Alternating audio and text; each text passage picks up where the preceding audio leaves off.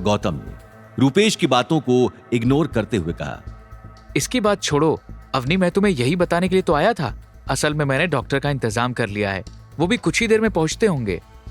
गौतम अवनी को यह बात बता ही रहा था कि तभी उसके फोन में डॉक्टर ओमकार ने डॉक्टर परीक्षित कुमार का नंबर भेजा और साथ में यह लिखा कि वो अगले 20 से 30 मिनट में वहां पहुंच जाएंगे। देखो अवनी, मैं तुमसे कह ही रहा था ना कि बस वो ब्रेन सर्जन अगले 20 से 30 मिनट में पहुंचने वाले हैं। तुम चिंता मत करो, डैडी जी एकदम ठीक हो जाएंगे। मम्मी जी आप भी फिक्र मत कीजिए। गौतम, क्या तुम सच कह रहे हो? सच में डॉक्टर आधे घंटे में पहुंच जाएंगे ना? डैड ठीक हो जाएंगे ना? डॉक्टर की बात सुनने के बाद अवनी गौतम को लेकर कहीं ना कहीं थोड़ी पिघल गई थी और ये बात गीता और रूपेश दोनों ने नोटिस की। गीता ने रूपेश को आंख से इशारा करते हुए अवनी और गौतम के बीच में जाने के लिए कहा। इसके बाद रूपेश ने कहा, अरे छोड़ो अवनी, ये तो है ही पागल, कुछ भी मन घड़ंत कहानी बनाता रहता है। तुम्हें याद नहीं वो चमत्कारी पत्थर वाली बात? इसी तरह इसने अभी या तो मनगढ़ंत कहानी बनाई है या अगर ये डॉक्टर लेकर आया भी है तो जरूर कोई जाली डॉक्टर ही होगा। जब मैं हूं ना तो तुम्हें इस आदमी से मिन्नत करने की कोई जरूरत नहीं है। अभी देखो, मैं डैड से बात करके डॉक्टर को 20-30 मिनट क्या 15 मिनट में हाजिर करता हूं। ऐसा बोलते ही रूपेश ने कॉल मिलाया और वो वार्ड के कोने में जाकर खड़ा हो गया। कुछ देर कॉल पर बात करने के बाद वो लौटा और गीता ने बहुत ही एक्साइटेड होते हुए पूछा, क्या हुआ रूपेश? कोई बात बनी? किसी डॉक्टर का इंतजाम हुआ? रूपेश ने कहा, जी जी आंटी, चिंता मत कीजिए, मैंने कहा था ना डॉक्टर को 15 मिनट में हाजिर कर दूंगा। देखिएगा 15 मिनट में डॉक्टर यहीं होगा। गीता को ऐसा बोलने के बाद रूपेश ने सोचा, लेकिन डैड ने तो फोन उठाया ही नहीं। यार अगर 15 मिनट में डॉक्टर इन लोगों के सामने ना आया तो मेरी नाक कट जाएगी। ऊपर से अवनी भी हाथ से जाएगी और ये नाकारा आदमी भी मुझ पर ताने कसने लगेगा। रूपेश साइड में जाकर हॉस्पिटल के एक स्टाफ पर्सन को थोड़े पैसे खिलाता है कि अगर कोई भी स्पेशलिस्ट डॉक्टर आए तो उसे तुरंत बुलाया जाए।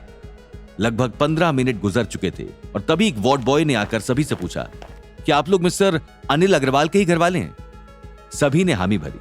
उस वार्ड बॉय ने बताया, नीचे डॉक्टर आए हैं। और वो वार्ड बॉय अपनी बात पूरी ही करता कि रूपेश ने मौका झपट लिया और कहा, अरे हाँ यही तो है मेरे डॉक्टर, वेट करो, मैं अभी उन्हें रिसीव करके आता हूं। साथ में चलते हैं रूपेश, मैंने भी डॉक्टर बुलाया था, शायद वो मेरे बुलाए हुए डॉक्टर हैं।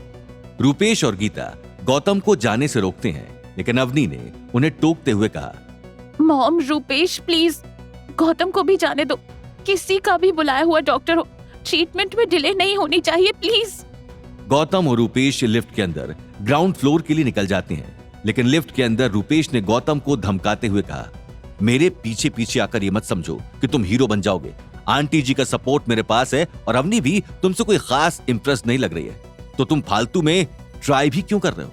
चाहे तुम कितनी भी कोशिश करो, लेकिन अवनी तुम्हें छोड़कर मेरे ही पास आएगी, तुम्हें घास नहीं डालेगी। गौतम ने हल्के से मुस्कुराते हुए रूपेश से कहा, सपने वैसे ही देखा करो जो औकात में फिट हो। अवनी मेरी बीवी है, घास तो वो तुम्हें भी नहीं डाल रही। देखा नहीं किस तरह से उसने तुम्हारी बात को इनकार कर दिया। तुम चाहे दूसरों को कितना भी गुमराह करो, लेकिन तुम्हारा सच क्या है हम दोनों जानते हैं। तुम मेरी बीवी को मुझसे छीनना चाहते हो, लेकिन उससे पहले तुम्हारी किस्मत तुमसे क्या छीन लेती है तुम वो देखते रह जाओगे। गौतम के कॉन्फिडेंस से 2 पल के लिए रूपेश भी थोड़ा हड़बड़ा गया, लेकिन लिफ्ट ग्राउंड फ्लोर पर रुकती है और गौतम लिफ्ट के बाहर तेजी से निकलता है, क्योंकि वो डॉक्टर से मिलकर जल्द से जल्द अनिल का ट्रीटमेंट शुरू कराना चाहता था। वहीं रूपेश को डॉक्टर से मिलकर अपनी सेटिंग करनी थी।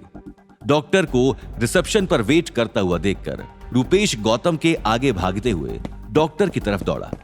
डॉक्टर को देखते ही उसने सोचा, अरे ये तो the famous brain surgeon doctor Parikshit Kumar हैं, लेकिन डैड से तो मेरी इस बारे में कोई बात हुई ही नहीं। अगर ये कोइंसिडेंस है तो कमाल का कोइंसिडेंस है। आज सच में मेरा लकी डे है।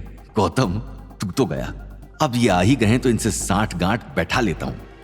रूपेश ने डॉक्टर से कहा, हाय डॉक्टर परीक्षित कुमार, मैं रूपेश जैन हूं। रूपेश का नाम सुनकर डॉक्टर परीक्षित कुमार ने कोई खास रिएक्शन नहीं दिया और कहा, रूपेश, लेकिन मुझे तो गौतम नाम बताया गया था, गौतम कौन है यहाँ पर? रूपेश हैरानी से वहीं खड़ा रह गया, ये सोचते हुए कि गौतम जैसा घर जमाई इतने फेमस डॉक्टर को कैसे जानता था। आगे की कहानी जानने के लिए देखिए अगला एपिसोड सिर्फ पॉकेट एफएम के यूट्यूब चैनल पर और रॉयल वारिस के सारे एपिसोड्स को सुनने के लिए डिस्क्रिप्शन में दी लिंक से डाउनलोड करें पॉकेट एफएम ऐप।